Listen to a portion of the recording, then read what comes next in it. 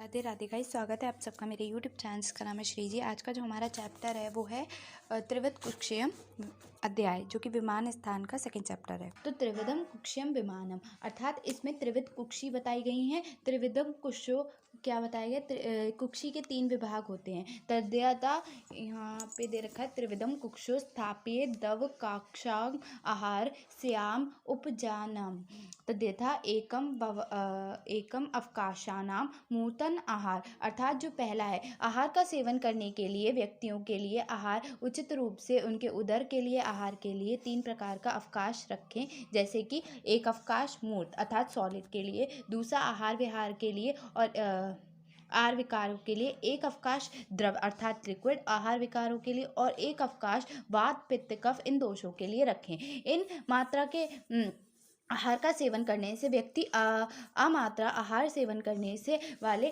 दुर्गुणों को प्राप्त नहीं करता। अष्ट आहार विशेष आयतन आवश्यक, अर्थात प्रकृति आदि 8 आहार विशेष विषयतन का अलग अलग फल बतलाएगा। जैसे कारण केवल मात्रा पूर्वक आहार सेवन करने से संपूर्ण आहार के उत्तम फलों को प्राप्त नहीं किया जा सकता। मतलब हमें 8 प्रकार के कौन कौन से हैं? उष्ण आहार का सेवन करना, सेकंड है स्निग्ध आहार का, थर्ड है मात्रा पूर्वक, फोर्थ है आहार जीर्ण होने पर भोजन करने का, अविरुद्ध आहार का भोजन करने का, ईष्ट देश में भोजन करने का, अति द्रुम भोजन से हानि होने का, अति विलंबित और तन्मयता लगाकर भोजन करने का। इन सबके साथ हमें क्या करना चाहिए?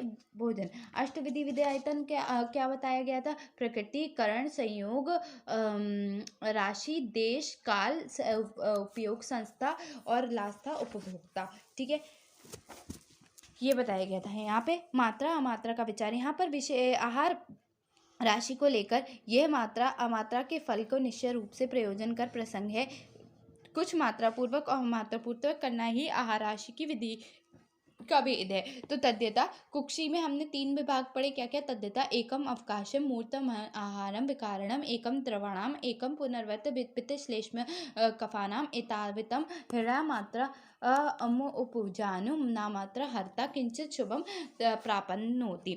मात्रा पूर्वक आहार के लक्षण तो इम्पॉर्टेंट है। मात्रा पूर्वक आहार हमने पीछे पढ़ा था। अब यहाँ पे मात्रा पूर्वक आहार के लक्षण क्या होते हैं? हीन मात्रा पूर्वक आहार से हानि क्या होती है और अति मात्रा पूर्वक आहार से हानि क्या होती है? आन्म उत्पत्ति के अन्य कारण।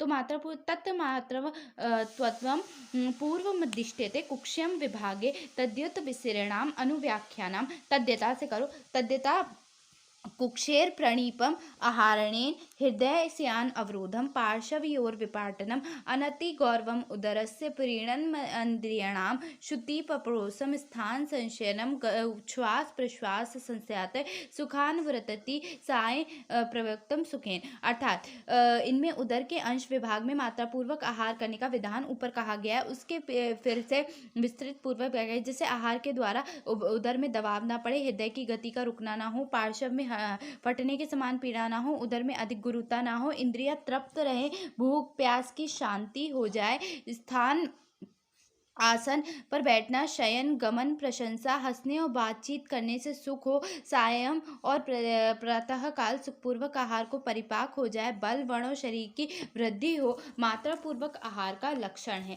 नेक्स्ट है हीन मात्रा पूर्वक आहार का लक्षण। तो क्या है? तत्र हीन मात्रा पूर्वक राशिमम बल वर्ण उपचय क्षयम करणम तृप्तिकरणम उदावर्तम करम अनायुषणम वृक्षम उजनम शरीर मनोबुद्धि इंद्रिय उपघात कर सार विधम अलक्ष्यम वहम शीतेक्ष वात विकाराणाम उपचयते। अर्थात अमात्रा पुनः 2 प्रकार की होती है, हीन और अधिक। इनमें हीन मात्रा में किए हुए आहार राशि को बल वर्ण और शुद्ध वृद्धि के क्षय करने वाले, तृप्ति न करने वाले, उदवृत्त रोगों को करने वाले, आयु के लिए हानिकारक, वीक का क्षय करने वाले, ओज की वृद्धि न करने वाले, शरीर और मन की बुद्धि इंद्रियों को नष्ट करने वाले, ये 8 प्रकार के बताए हुए त्वचा आदि सारे को नष्ट करता है। शरीर में अशोभा उत्पन्न करने वाले 80 प्रकार के वात रोगों को कारण होता है। अति मात्रा में आहार से हानि। कुशल वैद्य अधिक मात्रा में किए हुए भोजन को सभी दोषों का प्रकोपित मानता है। तो व्यक्ति मूर्त आहार द्रव्यों को तृप्तिपूर्वक खाकर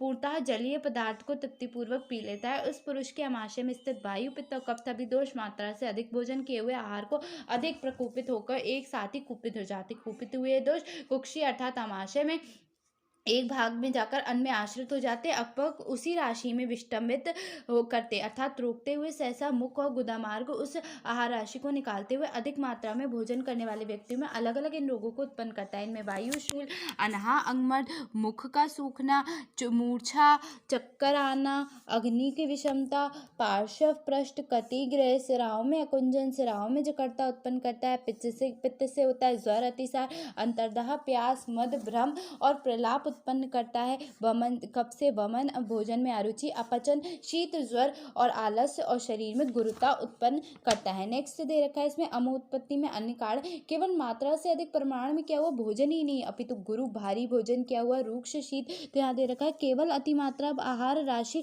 प्रमोद कर मिद्यते अति तु खलु गुरु रूक्ष शीत शुष्क अधिष्टम विष्टम्बी विदाहा शुचि विरोध नाम काले च अननम नामोपसेवनम काम क्रोध लोभ मोह ईर्षा शोक उद्वेग भयोपा तपत मनसा वा यदन पान मुद्युच्यते तदा याप्यम मेव प्रद्युत्यति। अर्थात केवल मात्रा से अधिक परिमाण में क्या हुआ भोजन ही नहीं अपितु गुरु रूक्ष शीत शुष्क दुष्ट कब्ज करने वाला अविदाही अपवित्र विरुद्ध आहार का अकाल में सेवन करना आम दोषों को उत्पन्न करने वाला ऐसा मानते, अथवा काम क्रोध मोह लोभ ईर्षा लज्जा शोक अभिमान उद्वेग और भय से के कारण मन दुखी होने के कारण अनपान का प्रयोग किया जाता है। वह भी अनपान आम दोष की दुष्टि करता है। यहाँ पे पूछा गया है अब त्रिविध यहाँ पे हो गया विसूचिका और अलसिका।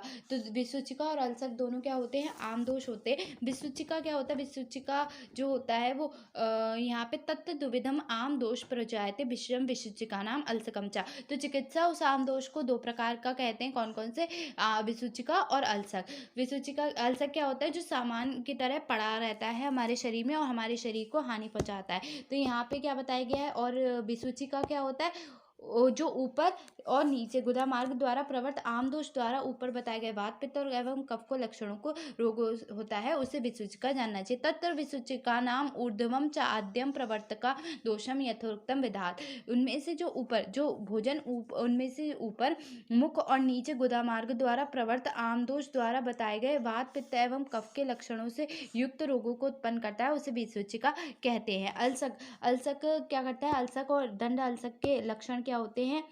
जो भोजन हमारे शरीर में खाने के बाद पचता नहीं है और पड़ा रहता है वो क्या कहलाता है अलसक कहलाता है। आलसी की तरह जो पड़ा रहता है जो हमारे शरीर को ही नुकसान पहुंचा रहा है वो क्या कहला रहा है अलसक। तो अलसक से उपदेश करेंगे कि क्या है अलसक उपदेशयानाम दुर्बलस्य अल्प अग्नि बहुश्लेष्मा बात मूत्र पुरुष वेग धारणम स्थिर गुरु बहु रूक्ष शीत शुष्क सेवनी अधिकम पानम अनिल पीड़ितम श्लेष्मा चा विवरण गति मात्र प्रपीड़ते संवात बहिर्मुखम भवति। अर्थात इसमें बताया गया दुर्बल अल्प जठराग्नि वाले अधिक कफ वाले वातमूत्र और मल के वेगों को धारण करने वाले स्थिर गुरु अधिक रूप शीतल सूखा अन्न का सेवन करने वाले पुरुष का अन्नपान वायु से पीड़ित होकर कफ के विबंध होकर मार्ग अति मात्रा में लीन होकर अलीभूत को जानने से उस दुष्ट आहार की गति बाहर की ओर नहीं होती है। उससे इसके बाद वमन और अतिसार को छोड़कर उसमें सभी आम विष के लक्षण उत्पन्न अधिक रूप में दिखाई देते हैं। अधिक मात्रा में दूषित होकर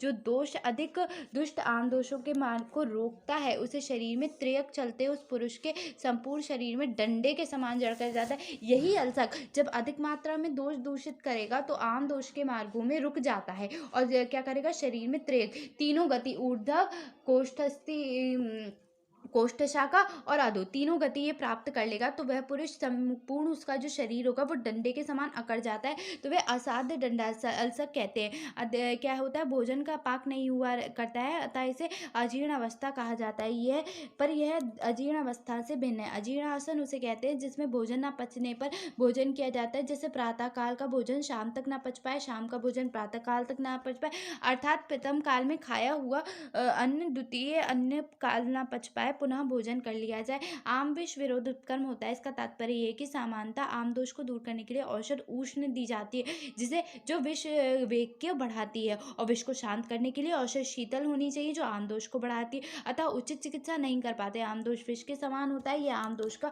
प्रभाव है। जैसे मधुग्रत समान मान में संयुक्त होने पर प्रभाव में विष का करते हैं। तो आम दोष की भयंकरता क्या होती है तो यहाँ पे श्लोक दे रखा है विरोध अध्यशन अजीर्ण शीलिनी पुनर् आम दोषानां विषयति विषजा विषदृष्टे लिंगानां तत्परम साध्य अशु कार्यत्वम विरुद्धो उपक्रम जायते। विरुद्ध भोजन करने से, अध्यशन करने से, अजीर्ण करने पुरुष के आम दोष के विष के समान लक्षणों की उत्पत्ति करता है। चिकित्सक समुदाय आम दोष विषय या आशुकारी है, शीघ्र और चिकित्सा में विरुद्ध होने के कारण अत्यंत असाध्य होता है। अल्सर की चिकित्सा कैसे करोगे? तो इस रोग में आम दोषों से दोष का मार्ग अवरोध करता है। वमन तथा गुदा मार्ग के उभय मार्ग से अलसीभूत अन्न राशि का निष्कासन हो जाता है। अतएव ये चिकित्सा सिद्धांत उचित प्रतीत होता है।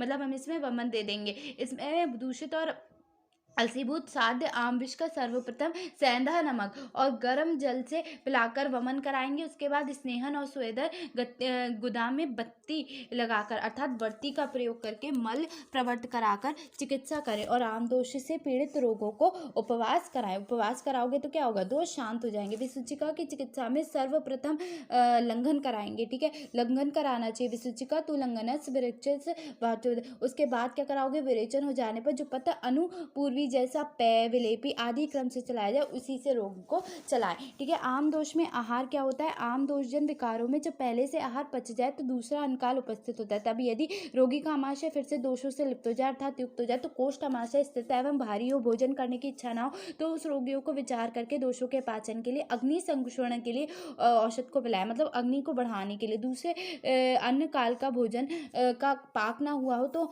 औषध कदापि नहीं देनी चाहिए, क्योंकि आम दोष से दुर्बल अग्नि एक साथ दोष और आहार को पकाने के लिए असमर्थ होती है और आम दोष आहार और औषध का विभ्रम अत्यंत दुर्बल होने के कारण जिस मनुष्य की जठर अग्नि शांत होती है, तो ऐसे दुर्बल लोगों को सहसा मृत्युकारक होता है। ठीक है, आम दोष की चिकित्सा कैसे करोगे? पुनः आम दोष से होने वाले शांति के लिए अपतर्पण से करने के बाद जो रोगी का संबंध बना रहता है उसे दूर करने के लिए हेतु विपरीत चिकित्सा को छोड़कर विपरीत औषधि का सेवन कराना चाहिए। समांतर सभी रोगों को दूर करने के लिए कुशल चिकित्सा हेतु विपरीत व्याधि विपरीत हेतु विपरीत व्याधि विपरीत हेतु व्याधि विपरीत अर्थकारी व्याधि विपरीत अर्थकारी हेतु व्याधि विपरीत अर्थकारी औषध का प्रयोग करते ही हैं।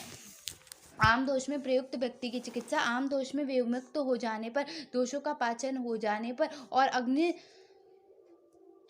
के दीप्त हो जाने पर विधिपूर्वक दोष औषध देश काल बल शरीर आहार साथ में सत्व प्रकृति और वह उम्र इसके अवस्था दोषों के रोगों को ठीक ठाक होकर विचार कर अभ्यंग निरुबस्ती अनवासन बस्ती और स्तनपान इनका विधिवत प्रयोग करना चाहिए। 8 प्रकार के कहे गए आहार कौन यहाँ पे बताए गए थे? 8 प्रकार के कहे गए कौन कौन से? अशित है, खदित है, पीत है। लीन आहार का पाक कहाँ होता है? ये उनसे पूछा जाए। आमाशय का अर्थ किया आमाशय का अर्थ किसी भी अवस्था में अपक्व रहने वाले अन्न को रहने के स्थान से है। आयुर्वेद में दृष्टिकोण से अन्न का शुद्ध एवं उस उष्णक में रहने वाले मलाधार कला को विभक्त होता है। जब तक वह विशुद्ध रस प्राप्त नहीं होता तब तक अन्न रस भी आम ही कहा जाता है। अतः आमाशय से लेकर उंडुक अर्थात सीकम के पहले भाग को आमाशय माना जाता है। तो यहाँ पे आमाशय के बारे में बताया गया था। यहाँ पे त्रिविध कुक्षीय विमानम